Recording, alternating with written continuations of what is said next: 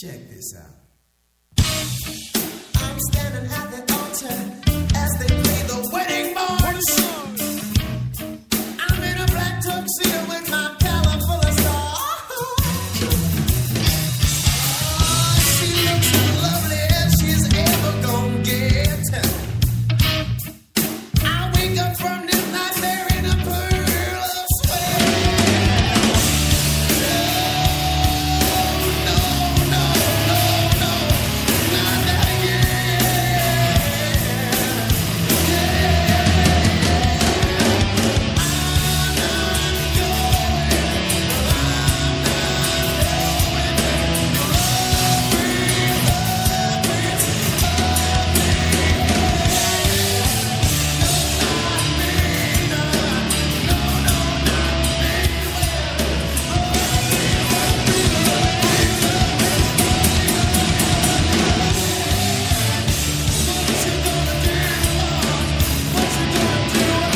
When it comes and gets you.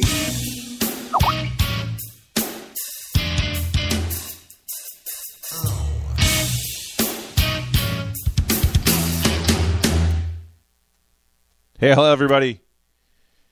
This is Dr. J, Smell the Glove Live, coming to you from Myrtle Beach. I want to welcome everyone on to the lines this night. That is one of the songs that absolutely just sang to me today, thinking about what happens. Love Rears Its Ugly Head from Living Colour. Awesome band from New York City in the 80s.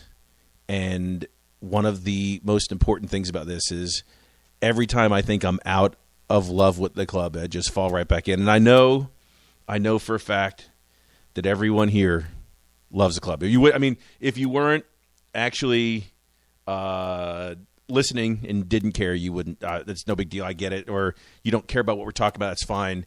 But today, we talked about it online the other day, and it's just one of those things. Did we want to go on last night, or we want to take a minute to go ahead and think about it and relax? And we decided to go ahead and just relax and then come back in. So one of those things, we're here. We tweeted out, come lick our wounds together. We can do this together as a team and really, sit down and think about what's next without really jumping off the bridge and basically trying to kill ourselves. Rev, are you down with that? I'm down like that.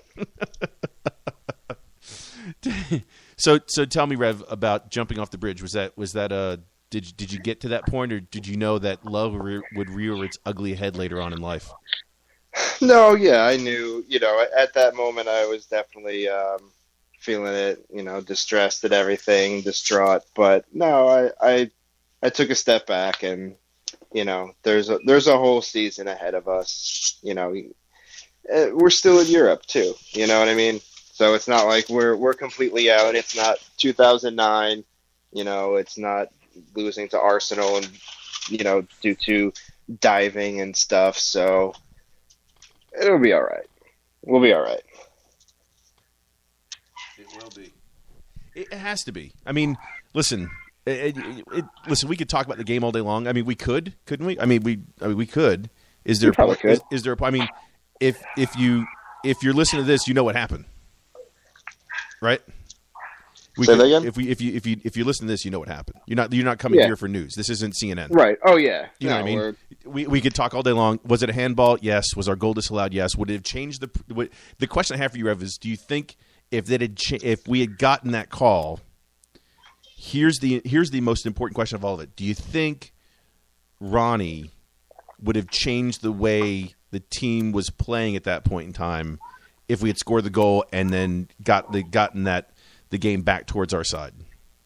I'm not so much sure if I think Ronnie would have changed the game, but I think Malmo would have.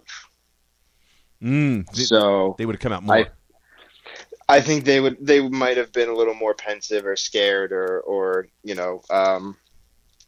trying to, they would, the ball's back in their court. Yeah. So to speak, literally. Yep. So they would have to thus, come out and make the attacks and maybe be a little nervy and, obviously wouldn't have the confidence that they were playing with. So there's that. I mean, would it have mattered in the end? Who the hell knows? But Correct. Yeah. you know, We can't play the if and nuts were if and buts were nuts and whatever candy whatever. candy and nuts. You candy nuts. There you go. If nuts were candy nuts. What's interesting is this.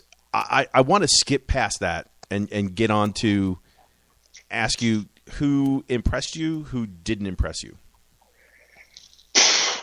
I mean, it's a short list. Craig Gordon, I think, really is maybe the only person. That's all I got. That's all I got. I got Craig Gordon. I actually, I picked up my son from school today, and he had training tonight.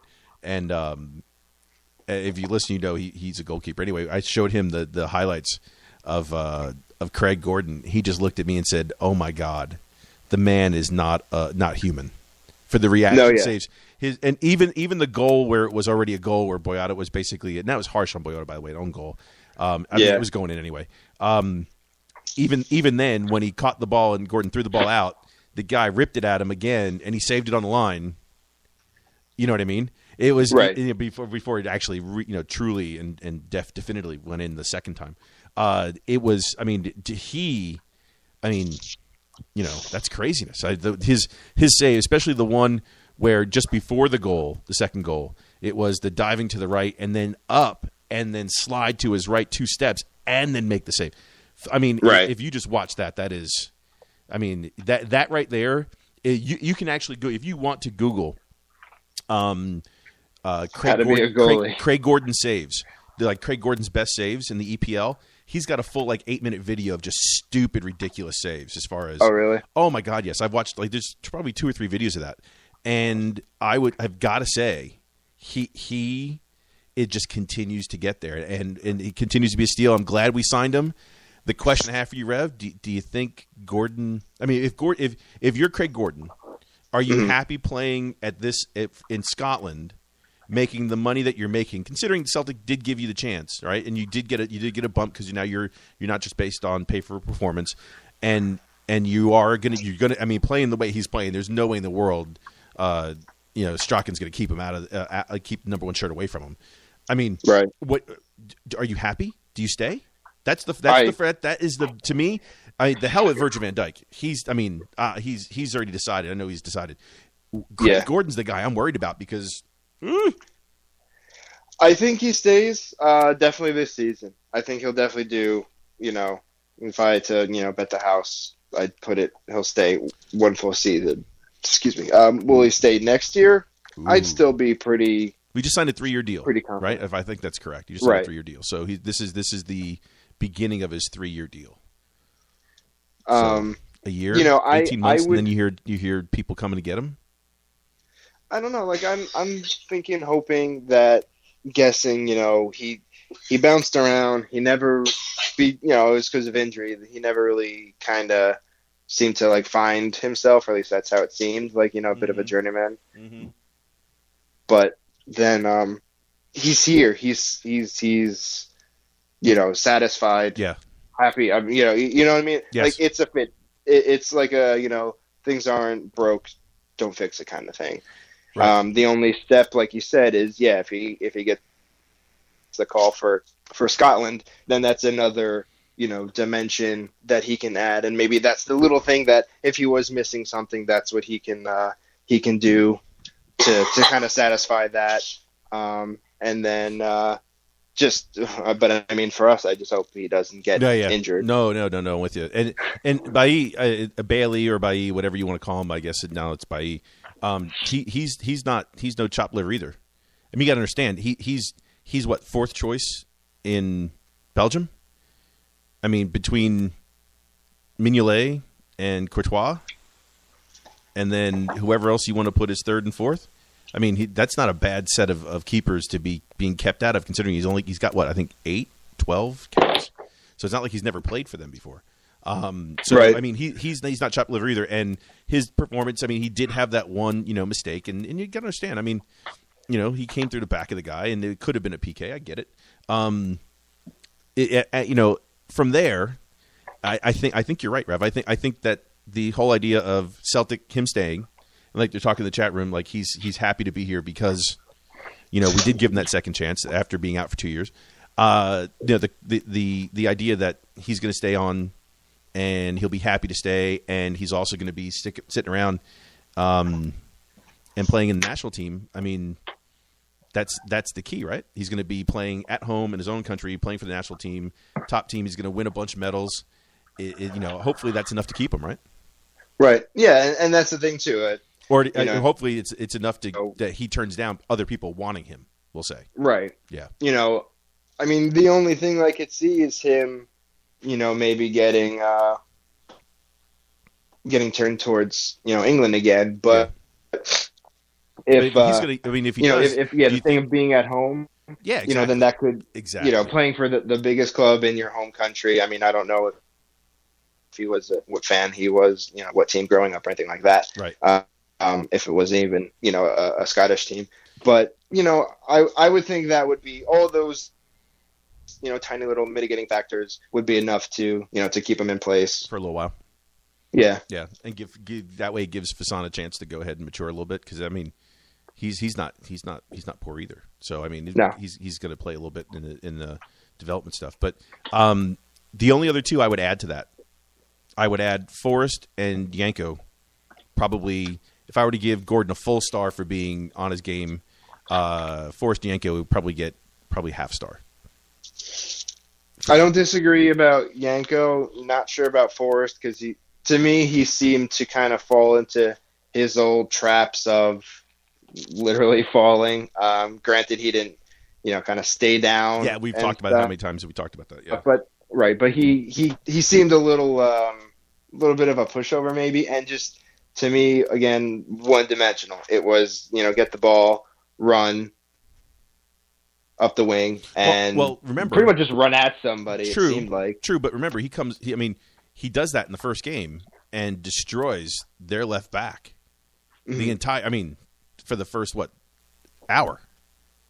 So, it doesn't surprise me that's what they trained on. That's what they told him to do the entire time. You know what I mean? If you're going to go assume that it's going to be the same thing, because I guarantee this, no one listening to this show or talking on this show right now would honestly put Forrest in because we wanted someone to play defensive wing. Right. Or play any semblance of defense. That's not what he's going to do. His job is to run at people. The kid's lightning. That's what it's supposed to be. But he did do that a couple times. Okay. And he did I'm get on the okay back. with, him playing more attacking and not really getting into defense. Right. But just, I would say after the definitely by the first 20 minutes, it's like, okay, this isn't working. Right. Let's do something else. Yeah. Okay, so we did the positive side first. We promised Paul that we would be positive. So we did the positive side. Give me your 3 disappointing players or 4 disappointing players or the other 9 disappointing players. Yeah. Give me your top 2 or 3 players that you were just disappointed in. Jeez, that's still kind of. Okay. Van Dijk. I'll put him as number 1 because he's. Although, if you want a zinger, does he count since he's already, mentally left the team? But no, you in a game like that, especially, you expect more, from somebody who's been a leader of sorts, last couple seasons with the team. You expect him to show up. To the same kind of extent, Brown. I don't know what happened. He just was invisible, it seemed, aside from, getting kneed or kicked or whatever in the side of the head. That's really the only time I remember seeing him. Dude, that's way in the second half and way after. Exactly. Way after I was really surprised that they did not control the midfield at all. Baton, I'd say he disappointing, but he at least at points was where he needed to be. And, I'm not a very sportsman-like player, especially in a situation like this. So, when he was going after Burgett towards especially later second half, mm-hmm. I'm just like, just fucking take him out. So for me, the three things that were bother for me in the chat room. It's actually pretty funny. They're talking about the way that Ronnie looked on the sideline, just absolutely bewildered. I find it hard to believe that Ronnie looked bewildered. I know he did, but here's the thing: did you notice that we did not play the ball out of the back? Very, very in the first half. Craig basically booted the ball the entire time, which we did not play the ball out of the back. And it ended up killing us because we just gave the ball right back to them. And now we're being overrun in the midfield. And, Brown and Baton and Johansson, to me, with an honorable mention for Charlie, which I wanted Charlie to play as compared to Izzy. Mm-hmm. Charlie just didn't do it. And it's not that – listen, we shouldn't be surprised that Charlie's slow. We talk about that how many times in the show? That Charlie plays as if he's running with time by a calendar. He left on Wednesday. He'll eventually be there sometime on Friday afternoon. The other part is I really felt that Johansson just shit himself. He gave the ball away. He gave the ball away. Baton, it was almost like they weren't talking together. Baton had a couple times had the ball taken off him from behind, like no one knows he's coming. Usually he knows exactly how to get his body in there. And then Brown, man, I'll tell you what. We talk about if and this is one of the times that this is totally true. We can't win without him. And unfortunately, he was on the pitch. Right. He wasn't there, and we did not win without him. We needed him yesterday, and unfortunately, that's what happened. So, anyway. I think like what happened? Like, was it some like the mindset? The game plan that Ronnie set out with and just did not work, but everyone stuck to it? Or was like, because this isn't, and I mean, we can get into this part later, but, saying like, is this really kind of the level we're at and what we deserve, that kind of thing and stuff like that, even though obviously we want Champions League. But, the attitude from the players yesterday was not what we're accustomed to. So that's what confused me and was disheartening to me, was that there was that fight, that bite, especially from the midfield, that was so lacking. So you know what I'm saying? So like what was it that made Brown invisible when he's usually, front and center when he needs to be? And did everyone just have a bad game? Like, is that just as simple as it is? Is just everyone had a bad game? Everyone, the chemistry was off, and that's it. I don't know. I don't want to sit on there. I don't know. Anyway, enough of the game. So let's play in the wake of that game. So yes, they had a bad game. Yes, Ronnie had a bad day. Yes, Charlie had a bad day. Gordon, to his credit, we don't pay him enough. And Forrest and Yanko probably played a little better, but whatever. All right. So here's the reality check. There's two reality checks that I want to give people that people need to really, really think about, because I'll tell you what, I read 4 or 5 blogs today, and there were a lot of, as Third Eye Blind says, jumpers. Step back from the ledge, ladies and gentlemen. Wow. I mean, like, wow. The first one's this. Everyone's talking about how Ronnie, blah, blah, blah, I can't get this done, can't get this done, can't get this done. Okay, fine. Let's look at who had the team longer when they first took over, Lenny or Ronnie. So we know Lenny took over at the end of the season before, and then led the team after that season was over and led them into Europe. And that first year, remember they got knocked out by a team knocked out by some Dutch team. I forget who it was off the top of my head. The first year. So the first year Lenny was in Europe with Celtic. He got knocked out the first time around. Utrecht, I believe. Okay. And yeah. Okay. Right. Okay. Right. And at that point in time, so he goes out the first time. No Europa, no nothing. So the first year, nothing. Okay. The second year, he takes them into Europe, and he ends up making Europa League qualification, right? And we didn't actually go through. Remember, we had that 1-1 draw at Rennes that year, and everything else. And I think we played Udinese. So I mean, he makes it into Europe at that point in time. So I mean, I get it. And after 2 years, he got into one group for Europa. Now, you have to look and see with what's going on. Now Lenny did it with the players that he had. He got rid of some, did everything else. Got rid of some, brought some other people in. The next part is what has Ronnie done? So Ronnie basically in his first year taking over with a much less or much greater or shorter period of time, much shorter period of time, takes over from Lenny, in which basically the team had sold its entire spine. There's no one left. Our greatest asset took a year to become worth $10 million at that point in time, which is Van Dyke at this point in time. We're looking at this going, okay, Ronnie can't get it done. Meanwhile, he's guaranteed us, or he's gotten us into 2 Europas. Now I understand that last year the issue with Liga and everything else and what happened at Maribor, you got to understand. This is how close we were to qualifying last year, and people forget this. We were 4 inches away from qualifying for Champions League last year. Do you remember Van Dijk's header that goes? Mm-hmm. Remember who saved it? Johansson's face.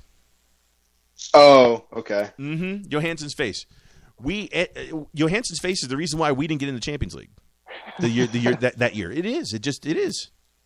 Oh yeah, when you put it like that. I'm not saying that we would have done well. I'm just saying. I mean, if we lose 1-0, if we lose 1-0 at home, we still go through. Okay, because we go through because we're 2-2. So, listen, no, I'm sorry, Steven. It's not nonsense. That is actual fact. Last year, that's exactly what happened. I had someone in the chat room saying that's nonsense. That is not nonsense. That's exactly what happened. We did not have that. That's exactly the reason why we did not go in the Champions League. The Liga, if you want to say that Liga, yes, if you want to say yes, he's saying that Liga is the issue. Liga is what it is. I'm not even going there. We were all kinds of issues. Liga. We were playing in the wrong stadium. We have all kinds of other issues. He's brand new, okay, and I get that. Okay, so we actually would have gotten through. And go check the scores. You'll see. So anyway, because I looked it up. So now we're looking at going into in Ronnie's first year, getting into what? Getting into Europa. We got into Europa, and we get and we go into a final 32. We end up against was it Juventus or whoever it was, right? And we played we played one decent game where Craig had made some mistakes, and the next time it happens. So we end up in that situation. Okay, we go there. So basically in his first year, he gets through to the round of 32 in Europa as compared to Lenny not at all. This year we're in Europa again. I mean, it's hard for me to sit there and go Ronnie out. I can't do it. Oh yeah, no. because the reality check after looking at that is this. You ready? Here's the reality check. Dirk Berwichter still has 2 years left on his contract. The man still has 2. He has played 14 times in 2 years. He's got 2 years left. Oh, Inter Milan. I'm sorry, no, not Juventus. Inter Milan. It was Juventus a couple years earlier. He's getting rid of all these people. It's still not his team yet, and he keeps pushing out the people that aren't in his system. And I totally understand that his system's gonna be different. It's gonna take a little time. I'm willing to go with it. I'm so here in my head with him, and I'm okay with that. But the reality check is he's getting rid of all the people that were not his. And that's what I think the issue is going that we're looking at here. So people are like, oh, is he improving? It's if we look at even from a hockey standpoint in the U.S. or American football, you change offensive coordinators and you go from or defensive coordinator from a 4-3 defense to a 3-4 defense. It's going to take you how long to draft through to get those players. Mm-hmm. I don't think it's any different here. So I'm not all that worried at this point in time. He's going to get us back. Obviously, yes, we could win. The league like we're supposed to. I get that, and a cup or 2 cups, that's fine. A run in Europa. I mean, I'm not saying that I'm settling, but is that okay with you? A run in Europa and 2 cups, or a cup and a championship. I think. Or let me is that a jog bit. On or Yaldi for that kind of thing? It's Yaldi because I can't really complain about winning. I'm mentally, let me say, with my heart, I feel like, we should be fucking, winning everything and the best of the best and blah, blah, blah. But when I think about it, and rationalize and everything, we're not. And anyone who thinks that we are is kidding themselves. We're not. And I don't mean that we're not world class. No, we're not. And I don't mean that to put the team down. That's just a fact. That's just a realization. No. I want us to be, well, of course, and there's no anyone who's a fan of the team and doesn't want the team to do well, what the fuck are you a fan of the team for? So, I mean, it's simple as that. So, like, and I have my own issues with the business aspect of the team, and I separate the two. I'm a fan of a team owned by Red Bulls. I separate the players, the team, the games versus the organization, So if you don't want the players of the team to do well, why the fuck are you a fan of the team? Right. So let me ask you this then. So if that being the case, and saying that we're not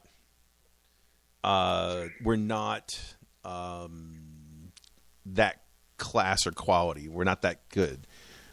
Where does that actually stop? And Steven's asking a great question because he's saying the buck stops the manager. I don't think that's true. I think. What do you think? Do you think it all stops with Ronnie? No, it's these are his players mostly. He's going after who he wants, or at least who he can get. Ronnie. Yes, exactly. Yeah, that match his system. Thank you. But yeah, it's not the end all be all on him. Right. It's or the lessers of what he would want to get for a system. Now he's living within his means. Correct. Of what he can, what he thinks he can set us, the parts and pieces that he can satisfy his system with, at the very least. Maybe not to excel within his system, but to at least satisfy the system. Yes, agreed. And the question I have for you is where does that end? Where if we follow those crumbs, whose door does that end at? It goes back to Peter Lawwell and company. Do you think I don't think it ends there. But you throw Dermot Desmond and Ann Bankier and everybody. I think it ends. It's not one person. No, see. Let's look at what Manchester United did. Now, I know you're going to say, but it's unfair and blah blah blah. Listen, let's look at exactly what happened. They are how many billions in debt? I mean, hundreds of millions, almost $1 billion in debt. Okay, financial fair play, schmear play, whatever you want to call it, doesn't matter. They knew that their fans were not going to take Europa. They went and they bought the 3 or 4 players they had to. They got rid of a couple people. They did what they had to do in order to make sure that whoever they came up against, it would not be a question. Has nothing to do with anything else other than that's what happened. Okay, and from all the reports that you read and everything else, that's it's Dermot's favorite team. That's who he supports, and that's totally cool. So, I mean, if the ownership at Manchester United is going to say, listen, we have a big game, or 2 games that we need, 2 legs we need to get through, I am going to go ahead and over-engineer the system so where we don't have a chance of losing this. And they went out there, and Rooney scored a hat trick today. They killed them. They went 7-8-1, 7-1, I think, overall. So, I mean, at this point in time, we have to decide one of 2 things. Either we're going to go ahead and over-engineer the system to be able to blow people's doors off at this point in time, or we're not. And I think, and here's a jog on Yaldi for you that I have for you, and I think this is, to me, this is the issue at hand. Jog on Yaldi, the whole issue with Karagandhi really, really has set the tone for the way that Celtic are treating Champions League qualification. Meaning, Jog on Yaldi, we try and skin by to guarantee that we're not going to have any future money outlaid just so that just in case we don't actually get through. Is that which way are you going with that? Yaldi, I agree, or Yaldi, I disagree? Yaldi, you agree that Celtic has used that as the current model? Like, that's what's going on. Yaldi all the way. You didn't even have to explain that. Once you said Shakhtar Karagandhi, I knew, how you meant it. I just didn't know which way Yeah. you were going with it. But yeah, no, that's exactly how we've been playing it the last 4 years. Is get through the we have the quality to get through the first couple rounds of qualifiers that we participate in, and then it's really down to the last one, and it's a crapshoot. It's cross your fingers, hope we get paired up against a team that we can take, and if not, well, we didn't spend money, so what's the big deal? That's the the PLC playbook, if you want to call it that. Yes, 100%. I had this conversation with someone on Twitter earlier today, and I was trying to get the point through them. Listen, I mean, the club spent sweet fuck all just before Karagandhi. You know what I mean? And they threw in Malakalu, who had the Achilles thing, and Van Dijk at the same time, and they had gotten rid of what's his face, the guy who went back down to Nottingham Forest, Kevin Wilson. We go through all this stuff, and all of a sudden they get through, and they're like, "Hey, we got through. Jackpot, $20 million. Let's buy Dirk Boerter." Right. You still have from that last round of qualifiers. You still have about a week or so before the end of the transfer window. So it's like, all right, we have a whole week to do something. Yes, and now that seems to be the MO for what's going forward. Let's see what we can do. And I know Paul always talks about let's get as many. He likes the Bosmans in, and I get that, and that's cool too. And so the club's trying to balance this Bosman, some value, resell, not getting people on high wages, blah blah blah. They're trying to balance all this, and it just, I mean, they may be spending money, but I mean, look at the number of assets we have now. Once we sell Van Dijk, what's our next asset? Gordon. We know for a fact he can't fucking leave. He can't leave. We can't let him go. No. So I mean, not at all. So now, don't get me wrong. I'm not saying that somebody that we can get tomorrow or this week for another $1.5 million for Groningen might not be the next Van Dijk. But but let's be honest. That is the MO of the club, and that's what they're going to do. And people go, "Oh, we should have a ready-made replacement." Dude, when was the last time we bought a ready-made replacement? I'm still waiting for a replacement for Aiden McGeady. Not even lying. Like that. Maybe he can come back. Who knows? But I mean, that's where I think it ends. I don't think it ends with. I think Ronnie's trying to do the best he could, which is the same reason, that Lenny left. He wasn't getting what he wanted. He said, "Fuck it, I'll go." And now he's down at Bolton, which he's getting fuck all at Bolton also. But I mean, look what he did there with nothing that was in the shop window. Considering what was, considering what they can spend down there. But going back a little bit to kind of what I was touching on before, like I think the reason why we're in the kind of mind state that we're in, because we started last year, the first few games under Ronnie were pretty terrible. The first 2 months, we were bad. Then we got it together and we kicked ass from November on. We just fucking dominated. We went 25 games without losing or something like that. Yeah. Mm-hmm. Dominated. And then we ended the season and we made a couple moves in the start of the summer. So I'm sure along with other people thought, oh, we're going to be different now. We're going to get our shit done beforehand and, try to work this around and maybe it's different. It's like the definition of insanity. You keep doing the same thing over and over again, expecting a different result. This time it's like, oh, okay, we're going to do it different, yet not really, because the things we didn't really enact and affect any change. So we're back to square one, and that's why the loss and not getting into Champions League kind of hurts a little more, because our hopes were so high. Yeah, I'm with you. And our expectations, like, okay, this time we got it, and then we just fall. Okay, so that being said, I don't think there's anyone who disagrees with this. It's just no one's extremely happy right now. The question I have for you is this: over under. So let's move forward. Let's get into the Europa thing. We're going to get 3 home games, right? And we've heard teams like, there might be a Southampton in there. There might be a Liverpool in there. There might be a Dortmund in there, things like that, okay? Over-under. Over-under 0.5. 0.5 times that they open the top tier for a Europa group game. What do you mean? Well, remember last year they didn't open the top tier for any of the Europa group games. Top tier. Of the top tier of Celtic Park. Mm-hmm. Fuck. Yeah, I don't. I guess it depends on who we get. I know. If we get a Dortmund, yeah. If we get Southampton, no. We would have to get. You don't think they'd sell out for Southampton? You don't think you'd get 45,000 for a Southampton?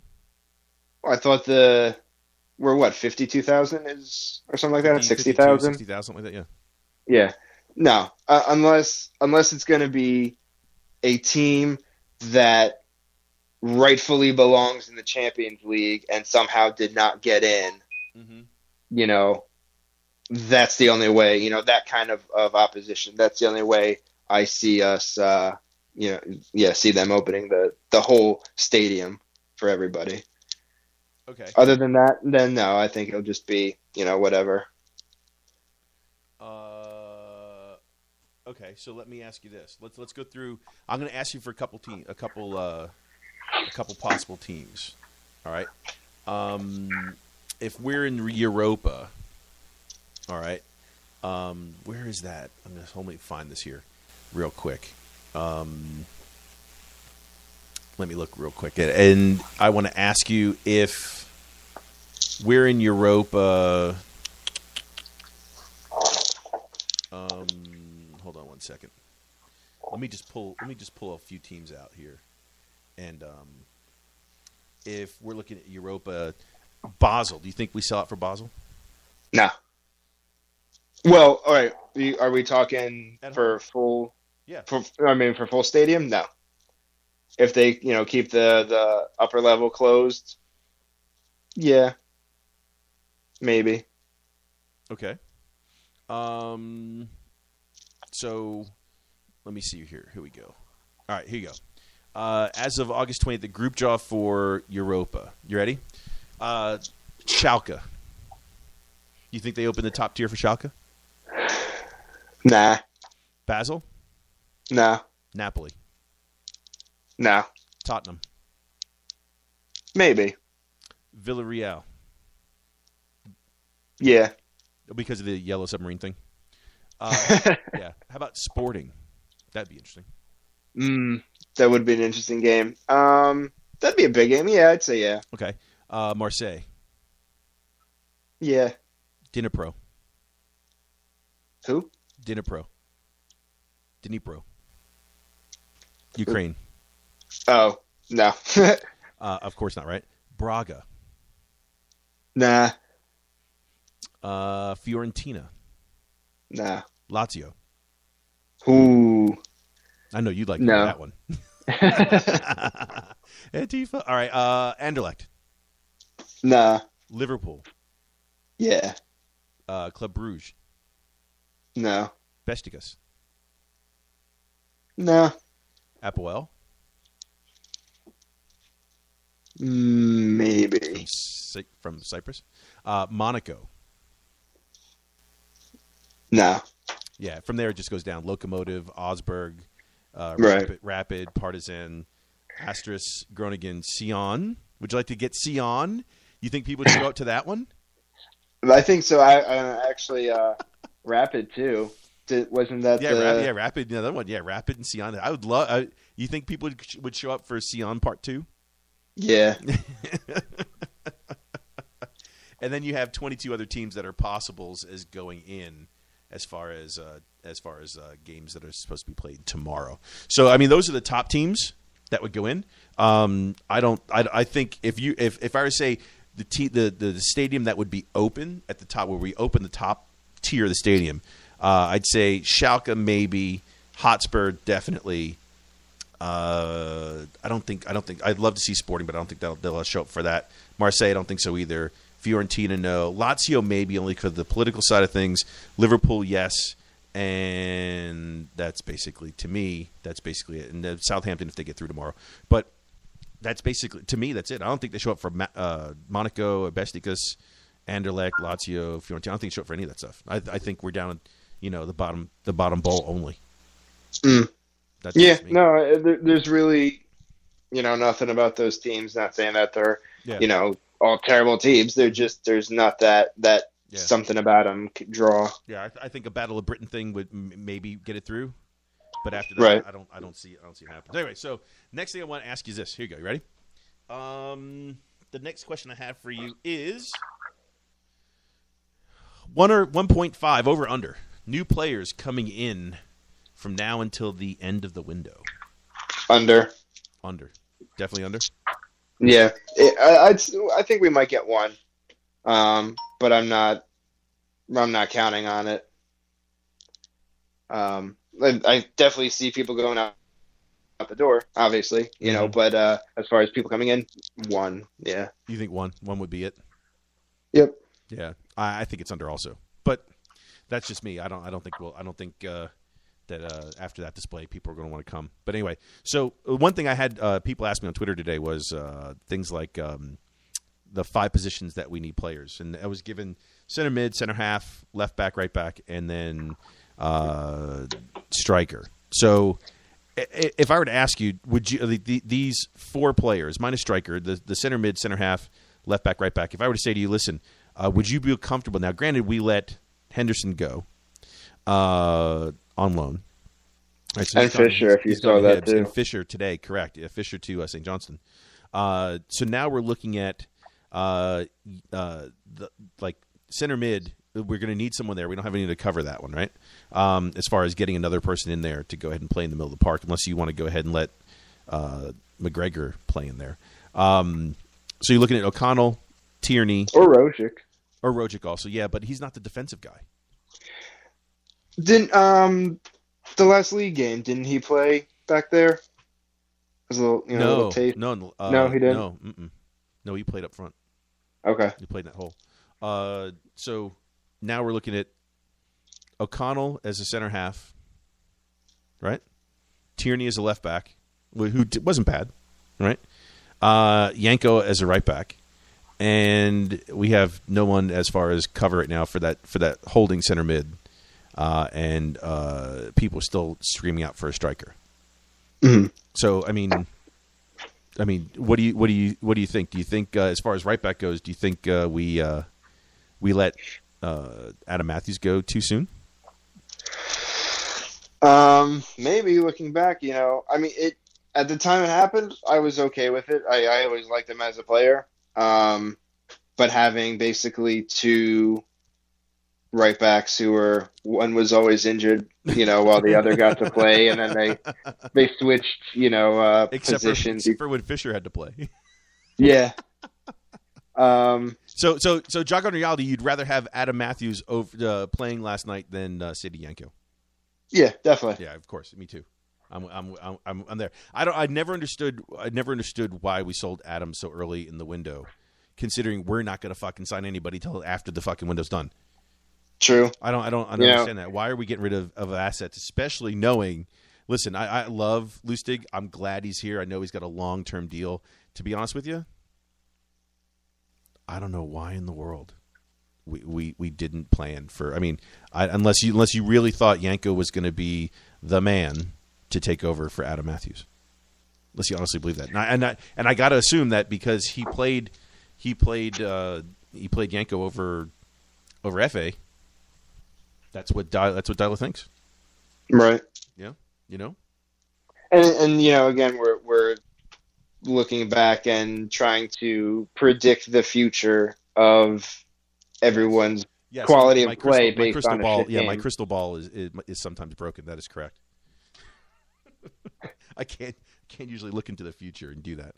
So anyway, so what do you think? We're going to need someone center mid somewhere, or we're going to go ahead and try and deal with it, I guess, because I don't know, I mean, I don't, God knows what they have planned. But left back, I can see left back. I can see Tierney getting some game time there. If you want to say center mid, holding center mid is going to be Charlie, while they use Tierney at left back and let him go back and forth with Izzy. Okay, fine. O'Connell played really, really well the other night. I'm pretty pleased with him. Yanko, we'll see. I don't know what else they have planned as far as right back goes. Dear God, I know. I've seen a lot of people, basically tweet out they're tired of Effie getting bashed, but I'm sorry. The only place Effie needs to be is sit next to me watching the game. From there, what do you think about striker? I mean, do you think Chifty's going to be able to get that done? Are we talking about the league or league? I think. Anything. Do you think he's going to be? I mean, what do you think? Do you think he's worth it? Do you think worth the punt? I mean, we paid what, 1.5 million for him? 1.5. So do you think? What do you think? I think we have the right pieces for the league. I mean, we're not, any real change as far as bringing in better quality players right now would be the difference between if we win the league by 20 points or 30 points, something like that. I think we're fine league-wise. Looking at, Europa League, though, that's a tougher sell. Yeah. I don't think we have... God forbid something happens to Griffiths. Right. I don't think we have the strike. I mean, even including Griffiths, I'm still not 100% comfortable. I think he definitely has, the scoring ability and everything like that, but it's just like, I just don't feel comfortable with it. Mm-hmm. Yeah, I'm not either. What do you think of the comments about Hooper? Would you take him back? Would you take him back? Yeah, I would take Gary Hooper back. Hell yeah. You know what what does my head in? The people who say he left and he left for England, so fuck him. What? If someone offered you more money, you wouldn't change jobs? Come on. Right. I mean, I don't get that. He played his hand. He thought if you go down there and play as well as he could, he might get into that England squad. Do you blame him? No, it's hard to. Yeah. We're looking at it with green tinted glasses. That's beyond green. That's old Coke bottom glasses. It's crazy. I mean, I don't understand why people would say that. That to me, that's a total jog on. Just listen. The guy left. He left because he wanted to get into his national team. He wasn't going to do it. He just picked the wrong place to go. Would I, if I was playing for Celtic as a Celtic fan, leave the Celtic? No, of course not. Yeah, but we're not that kind of guy. Listen, you can't. See, that's the part that kills me about fans. Listen, we can't think that way. We can't. I mean, as a player, you can't think that way. Like, let's look at not to go ahead and compare stories or bring that up, but let's talk about for a second. Let's talk about what happened with Scott Allen. Right. So Scott Allen, and I got into this with somebody like, he's saying like he's got kids and stuff and he has a family, so he has to think of it like that. Yes.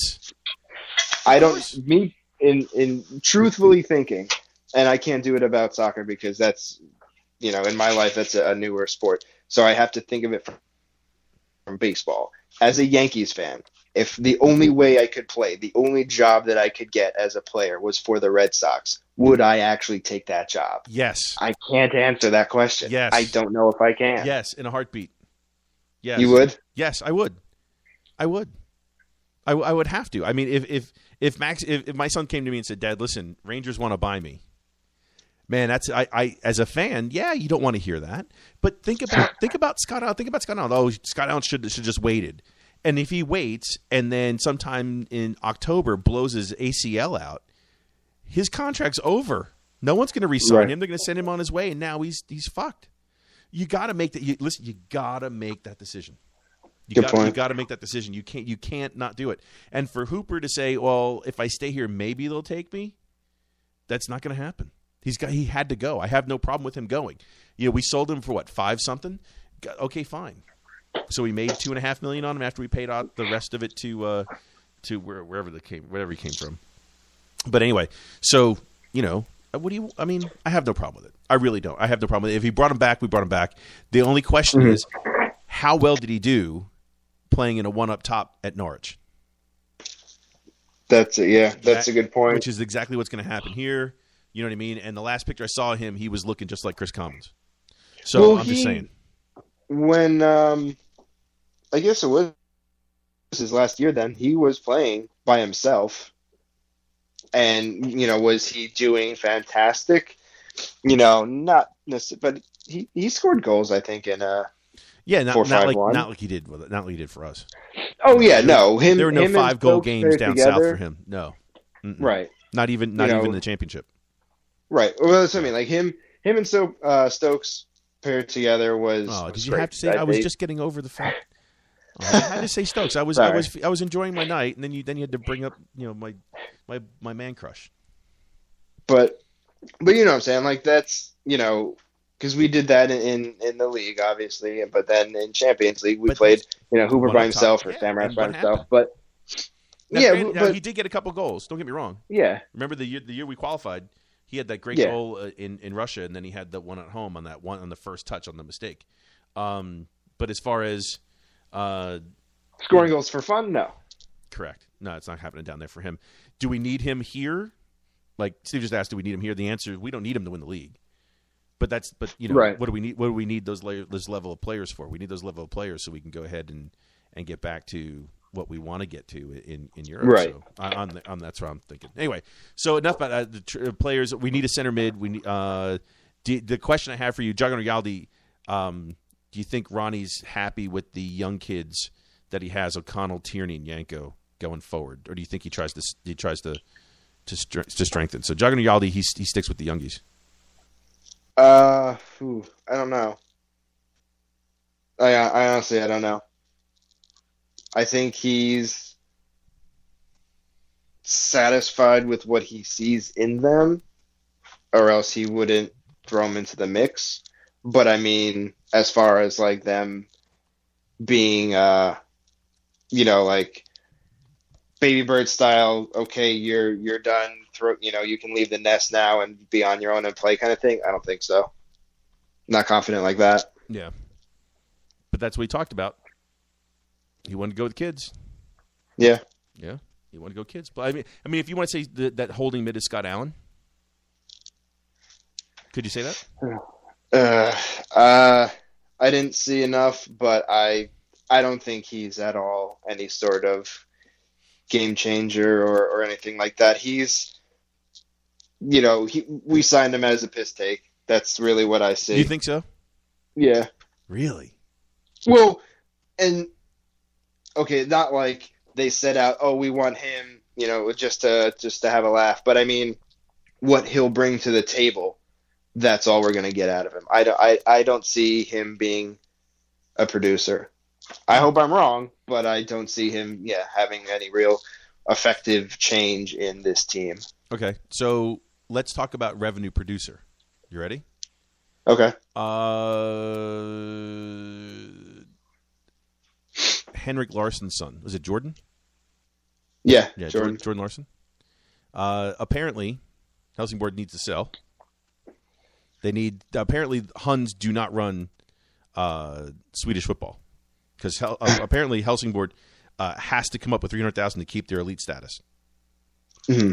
So the kid's for sale for $500,000. I'd say get him. There's talking about producing money, right? How many? Now, as an unabashed capitalist myself, as we've said numerous times in private chat, as an unabashed capitalist, I don't care if he's good enough or not. Do you know how many freaking shirt sales there would be? Oh yeah. Oh, without a doubt. You think Celtic get their money back on that $300,000 right away or $500,000 right away?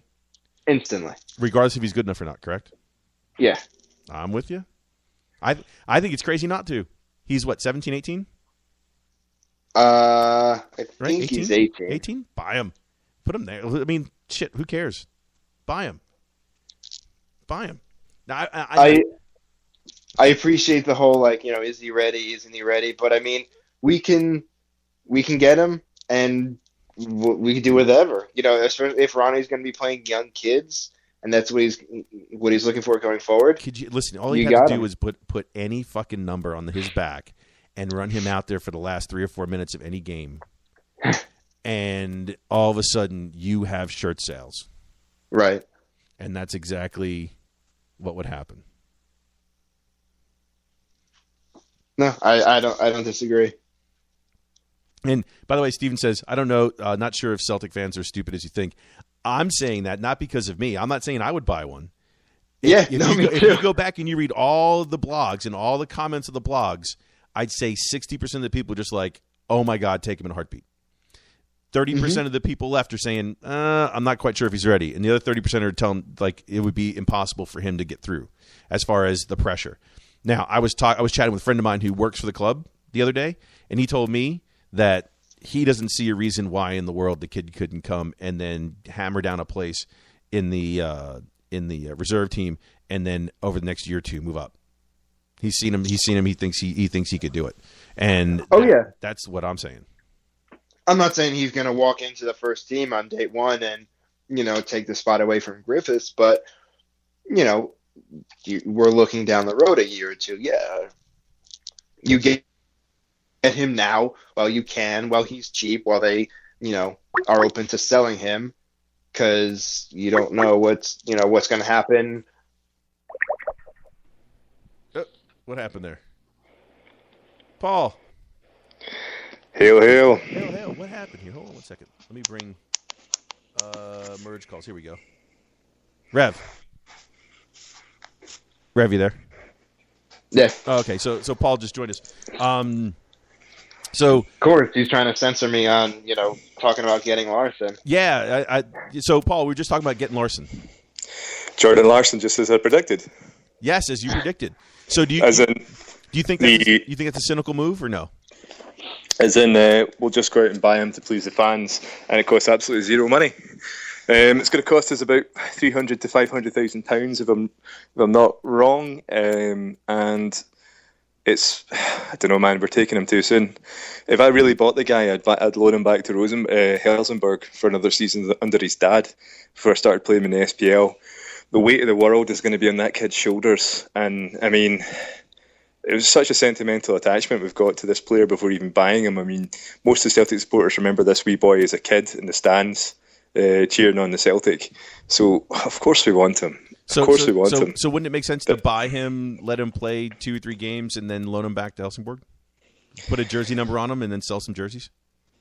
It's probably what they'll do is they'll bring them over. This will apparently appease the fans, because we won't go out and buy the striker we actually need. We'll go out and buy a name. Exactly it. A name that everybody loves. Yep.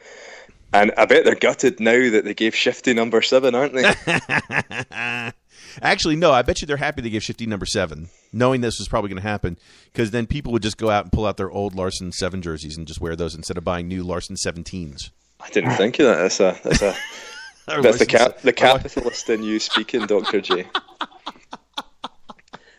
So I don't know. True. I'm struggling to stay positive about the whole thing. Like, I made a couple of posts on Kerrydale Street and on Twitter earlier on where it's just a constant cycle. It's Celtic don't qualify for Europe.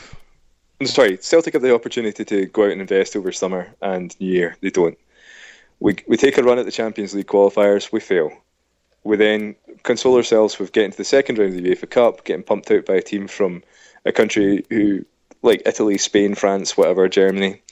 And then we console ourselves with, we got beat by a better team. And then we win the league, and we'll narrowly miss out on the treble. And then we'll talk about qualifying for Europe the next year. And then next year we'll see if we can win the league and try and qualify for Europe. And then the year after that, and it's a slippery slope. I mean, it's just becoming, I don't know, it's like you really need your team to take the next step sooner or later. And they seem to be doing nothing to make that happen whatsoever. You think this would have been the year, they've got the manager in. They've had from January, they should have started planning for this Champions League qualifier since January. This might be all planned out, blah, blah, blah. We've obviously not got the talent to get through, or something's went wrong. I don't know, man, but it's just another season without Champions League football is absolutely brutal. Pretty heartbroken. So to say something positive to me, cheer me up. Hey, listen, we've been positive the entire time. We haven't yelled at anybody yet. Or Well, done my anything crazy. positive thing is Bo Richter's going. Yes, I saw that he's wanted by Willem 2. William 2, yep. He's So, wanted. Yes. That blows something my like mind. 1.9 or 2 point something. So 1.9 million for him. That's what Get I saw. out of here. No, Fucking seriously. hell, man. Wouldn't that be great? Happy days. I'll that would- fly him there myself. Let's go. I know, right? I'd fly over there myself to go and do that. But no, I don't know. It's just a never-ending cycle. And the truth is, another thing we've been talking about is I went down to watch the game with Ronnie McGarry, the Durham CFC, and we Sean of Liberty Celtic and McVeigh's in Toronto. And Sean brought up a good point. He was saying that like if we don't have a really good run in UEFA Cup this year, if we get knocked out, that our coefficient drops. I've not looked into this myself, so it's Chinese whispers. But is that right? Do you guys know if this we potentially lose out on our Champions seeding in the Champions League qualifiers? We might. I'm not, because I know it's based on 5 years. So I don't know if it's a rolling 5 years or if it's just every 5 years. Because I think the last time we had our coefficient dropped was 2010, 5 years ago. So I'm not sure if it's just perpetually whatever your last five were, or like I said, 2010, 2015, 2020. Yeah, I mean, the problem with that is it's like Scotland qualifying for major European tournaments. Scotland's national team have been walking in the football wilderness since 1998 because they realised that when you don't qualify once, your seeding goes down. It goes way and then you don't qualify again, your seeding goes down again, and it gets harder and harder and harder. It is quicksand. Like Celtic cannot afford to not do well. And this is why I hope that they look at this and shit themselves, because they should shit themselves. They should realise how close to fucking up they really are and invest in the squad to have a really good UEFA Cup run, so? which they'll never do. Which is the worst case scenario. Is what's going to happen is we're going to have to go into a UEFA Cup group with really good teams like Borussia Dortmund. Borussia Dortmund and Saint Etienne and a couple of other teams in there are Champions League quality teams playing the Europa League, which is the worst case scenario because you're playing Champions League opposition without the Champions League money, which means without investing in the squad. And honestly, if Celtic went out right now and played like that against Borussia Dortmund or St Etienne, they would get ripped apart. Yeah, all right, That's the fucking truth of it. So Paul, so Stephen in the chat room asked this question. He goes, "Who's a free agent right now that could maybe do the job?" So Giorgio Samaras? Well, listen. So I know you're a big fan of Bosmans. Yes, exactly. Bosmans and pre-contract arrangements. Pre-contract. So I'm going to take you through about 4 or 5 names that are people that are out there right now. And by the way, none of the people, according to your favorite transfer market, are actually worth more than £5 million. Okay, so the first one would be perfect. Ron Villar, right? He's probably he's got knee injuries. He's potentially done. I'm just saying. Listen, he's on here for $4.2 million. I'm just saying he's from Aston Villa. I'm just saying. Let's see. The next one that we could go, obviously Joey Barton, who's 132 years old. Absolutely no chance. I'm just saying. That kind of thing. Let's see. Who else do we have here from Johan Gorkov from Olympique Lyon? He's 29.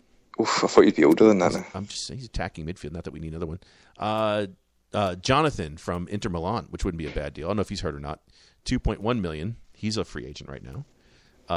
Who else we got? Giorgio Samaras, you said. We get him for free. I thought he just signed a deal, but I must be mistaken. No, he went to Dubai for a short term. For just in time for some tea and then left. After that, there's a bunch of other people that are out there. If we just go center back, Colejo from Balkaspor. He's 29, probably, whatever. Joseph Yobo, center back. He played at Fenerbahce. He's 34. He used to be with Everton as well. Yeah. So, those are the kind of people that we have out there. Nah, I think, to be honest with you, those are the freebies that we have access to. You're going to have to sell Van Dijk and reinvest that money in the squad somehow. We need probably 2 centre-halves because Boyata is not fucking doing anything right now. He's such a rough talent. He needs to be polished into some form of player. I'm not saying he can't be a player. I'm just saying that he is just so raw right now. I don't know what you guys feel about him. But well, let me ask you this: compare him to when we had Kelvin Wilson. I think it's pretty similar. I think he's a big physical unit who gets the ball trapped under his feet too much. So, but I don't know. He's physical attribute. So he's fast. Mm-hmm. He's strong. He's relatively good in the air, but just awkward with the feet. Now, he seems to go to sleep. Okay, let me ask you this. Here's one at the bottom half, worth about $700,000 right now. That's a free agent. Would you take Dimitar Berbatov? No, doesn't fit in our team. He's known for being the laziest striker in the world. I'm just scrolling through these names. This is what's out there. Have we not got a Yank that could come over? You know what a Yank centre half you could send us, or a left back? I could send Max over. Max is probably safer with the ball than Ambrose is. Yeah, I don't know, man. There's this. We've got glaring obvious need in defence here. We need a left back and probably two centre halves. Let me go to transfer market. Let's pull up United States of America and see what we have here. Really, the only one I could think of is Tim Ream, but he just went to Fulham. Oh, here you go. Yes, we do. All these great guys that we know that you would love. Apparently, he's been out of the game for a year. Left midfield would be Bobby Convey. He could come do a job for us because he's an all-time great at New York Red Bull. And then our all-time favorite, the one I wish we could shoot, and because he's about as useful as a horse, Gucci Onyewu. He's a free agent right now too, but he's also 33 and carries around a piano while he plays center half. Gooch would have been great 5 years ago, 6 years ago. Yes, exactly. But that's about the level of Americans that are free right now, as far as what's out there. Gucci Onyewu, and he's worth the most. He's worth the most at $525K, and he's 33 years old in dog years. Cool, but anyway, listen, I can't stay on the line. I just wanted to phone in and just have a wee rant for a couple of minutes. Have your wee rant. That's cool. Hey, listen, before I let you go, real quick, okay. I wanted to share the best tweets that I've seen this week. I'm going to give you the two best tweets. Before I let you go, I'm going to do this with you because then I'm going to go over Rev a couple more things and we're done. The two best tweets. The second best one was the one where it's a picture of Effie saying, that Effie told the team in the dressing room after the game that they were shite. Effie told the team they were shite. That was one. Yeah. Now, the best one, I want your opinion on this one. The best tweet of of everything that we saw the other day. You ready? Apparently, we should let the players eat chips because they were better when they did. That'll solve everything. We should let the players eat chips because they were winning when they ate chips. Lee Griffith should just bring out a box of tea cakes for everybody. She eat a tonic. He should tonics when he's sitting on the bench at halftime. He runs by the bench, grabs one, pops one in like a Tic Tac. Come on, how hard could it be?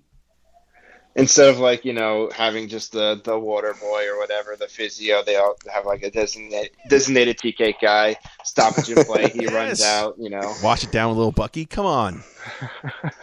So real quick, Paul, before I let you go, one question. Ready? Jogon or Yaldi, Griffiths should have gotten a red card. Yeah, probably. Ned or Brat? Because remember, he said only my mom can call me a brat. Okay, we won't call you a brat. We'll call you Ned for being stupid to do that. He got away with it. You're only a brat and you're only a Ned if you get caught. So he got away with it. So if you do a professional foul and get away with it, you're a smart, cunning villain. If you get caught, you're an idiot. Right. Exactly. So I let it go. I'm just gutted we lost to Marwell because they seem like complete dicks as well. So exactly. Right, bring on your Europa League, lads. Take it easy. We'll maybe try and do a show on Saturday, right? Yep. Hail, boys. See you up. Later, man. Later. All right, Rev. Last hurrah. We've been on for an hour. It's enough because if I talk any more about this, I'm gonna want to bang my head against the table. So. Jogon or Yaldi on real quick, 2 Jogon or Yaldis, and then we'll get the hell out of here. Zonal marking. Are you tired of hearing anything about zonal marking? I just don't. I don't really have an opinion. I mean, if it's just gonna be an excuse, but I agree with, you know, I don't agree with zonal marking. I did it in basketball growing up, and I never liked it there either. So, I mean, I don't see it really working too much in soccer. I know some teams can do it effectively, yes, but I don't think we can. And, you know, just playing your man is a lot easier, a lot safer. There's more confidence with that, I believe. So, in that regard, you know, I agree with everyone, you know, ripping it apart, but at the same time, we got to get over it. Yeah. You know, it's just another, you know, excuse kind of thing, like playing on shitty pitches or something like that against, you know, lower up, like losing to, you know, Hamilton or something like that, like, you know, because of a shitty pitch. We should still beat them. You know, that's just an excuse. So, let's see here. Question for you is Jagan or Yaldi. Jagan or Yaldi, we end up with the press making it a bigger issue. Common saying that it wasn't fear. Dyla said it was fear. Chris Common says no, it wasn't fear. Jagan or Yaldi, the press is making something of this as compared to it really was nothing. Yeah, Yaldi probably. I don't think they'll really harp on it for too long, but I mean, it's fresh. It's a new story. So I could see that, you know, being up there, especially the pundits, especially, you know, Super Scoreboard, for maybe the weekend, maybe a little bit into next week. But after that, I think it'll drop. You think so? Yeah. Yeah, I really don't think it's big of an issue. I really don't. I think it's just a bunch of bullshit. Oh yeah, no, totally. Totally. You know, Jog on. Come on. So they said. So he said yes. He said no. Doesn't matter. They both we fucking lost. It doesn't matter what you call it at that point in time. I mean, in that regard, I just see, you know, any little kind of negative thing that can be used to write headlines and sell papers. That's what I see happening. You know, like according to BBC or whatever, we already sold Virgil van Dijk a week ago and all that shit. So. Really? We sold Virgil van Dijk. And not only did we sell Virgil van Dijk, he wasn't even going to play. He was going to leave before the game. Right. So that being that said, the last one I have for you then, because you led me right into it. Jagan or Yaldi, that you think Virgil's head was not in the game? Because you have him down as one of your bottom players. I think once the goal went in, he gave up. He's really good at pointing, isn't he? When a goal goes in, he's really good at saying who made the mistake, isn't he? Right. Mm-hmm. You know, once he was probably, you know, on the fence. I don't know if he was going to give it his all, regardless of the outcome. But I think once that goal went in, then it was just like, all right, that's me settled. So right. Let me just go through the motions for the next 60 minutes or whatever, and I'll just I'll be somewhere else next week. And it's not my problem. Ladies. Have fun, ladies. Enjoy. Let me know what's going on when I catch you back later. We'll be all good. It'll be all good. So yeah, I'm with. So anyway, listen. Let me before I let you go and we go on to the next thing. We played. Who the fuck did we play and beat? Dundee United. Happy with the second team performance? Just for that before we go. Yeah. I mean, that was an early ass game. I was in and out, you know, fading, taking long blinks, but no, we won, so whatever. Yeah. And I wasn't expecting like a stellar performance because it was okay, we're gonna play everybody who's not gonna play next week, so you know we don't have any injuries and shit like that, but you know, yeah, we did all right. Yeah, and who do we play this week? Any idea? Shit, I don't know. Off the top of my head. Oh no, we say St. Johnson, don't we? Because can't play because what's his name? We play St. Johnson. St. Johnson. So St. Johnson morning. You good with that? You okay with that? You think we go out strong team again, or what are we doing? What do you think? I'm hoping, that, yeah, we'll be looking for some revenge not revenge at St. Johnson, but, just players come out to be like, we're not shit. We're not terrible. Look what we can do. Like that kind of thing, Come out, little red ass.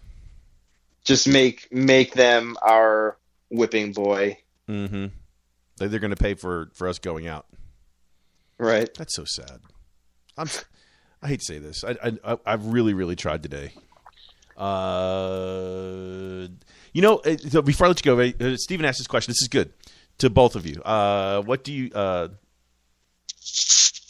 really want out of this season? Both of you, be honest. How does the season go well? How does the season go well for Celtic? What do I want for Celtic?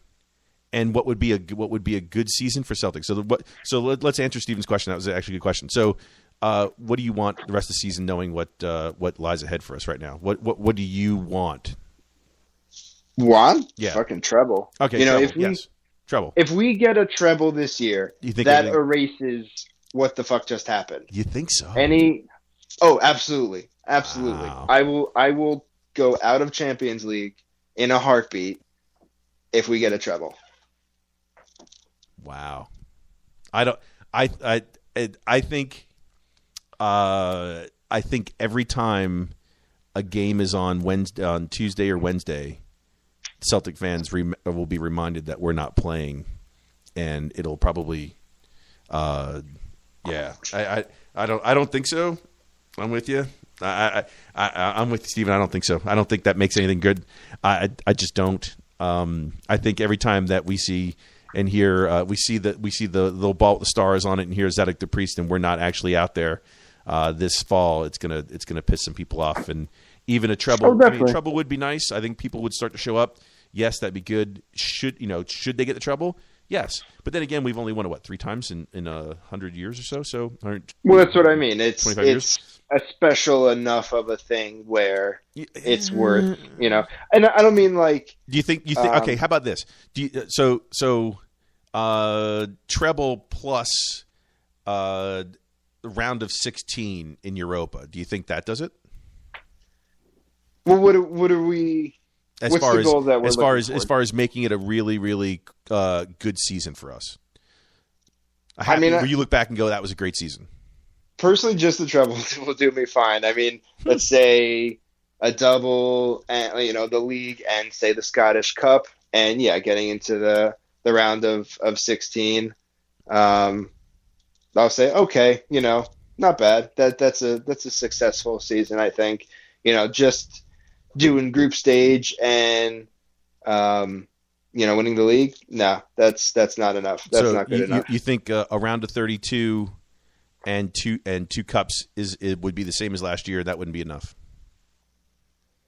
Yeah, I want to see some improvement from the previous year every year. Be careful when you say that. They're going to get, we didn't show any improvement as compared to what we had last year. Oh God. And then and it doesn't have to be across the board. Like from the year before that, we went from Fraser Forster setting the shutout record, and when was the 99 points for the league? 2 years ago. 2 years ago. That was 2 years. Okay, Yeah. I was gonna say. So I'm like, we didn't score that many, or get that many points at the end of the year, but we had such a long winning streak, or unbeaten streak, I should say, and we won a cup that we haven't won in 5 years. Yeah. And nobody, I mean, it wasn't record breaking, but we went how many games without being scored on again, and the people that scored on us, we signed to our team. So that I would count that an improvement of sorts over the year before. Yeah. So it's and we made we made it out of the group stage last year. Yes, we got to the round of 32. That's Right. good. Yeah. Okay. All right, man. 82 minutes. It's 9:30. I know the people up in Glasgow, you guys have got to be on like your 10th cup of coffee by now, listening live if you are. Any positive words, Rev? Just to take it before you go. Take a Xanax, chill, relax, step away from the ledge. Anything else? Any words of wisdom you want to give people? it's not even September yet. There's still plenty of time to go, and hopefully, something hits Peter Lawwell in the head, and he, has a light bulb moment, and we maybe make some good signings next week, and hopefully in the winter. I know that's a stretch, but we can hope. Or fuck, something falls, hits him on the head, he's out, someone else takes over, boom. He gets electrocuted by his I love the heated fact that we're driveway. going to sign somebody. No, I know. Well, hey, that's what I'm hoping for. I got to keep my spirit up somehow. Yes, I know. All right, Rev, I'm going to let you go. I want to thank everyone for being in the chat room tonight and chatting with us. And hopefully we did not actually Make it worse. I think we were negative. We try to look our wounds, trying to look towards the future stuff, trying to figure out who we could draw and whatnot. We'd actually get more than 25,000 in the stadium for Europa League games. Hopefully we tried to talk some jumpers off the ledge, that kind of stuff. So Hopefully I have some more Effie puns throughout the year. Some more song lyrics. some more softy lyrics. Yeah, Effie little thing is going to be all right. I've used that 4 or 5 times, and it still doesn't make me feel any better. But anyway, all right, Rev, I'm gonna let you go. Hail, hail, brother. Hail, I'll hail. talk to you after St. Johnston. Sounds good. All right, let's go. Let's step back from the ledge. All you Celtic fans, relax. See you guys later. Take care. Hail, hail.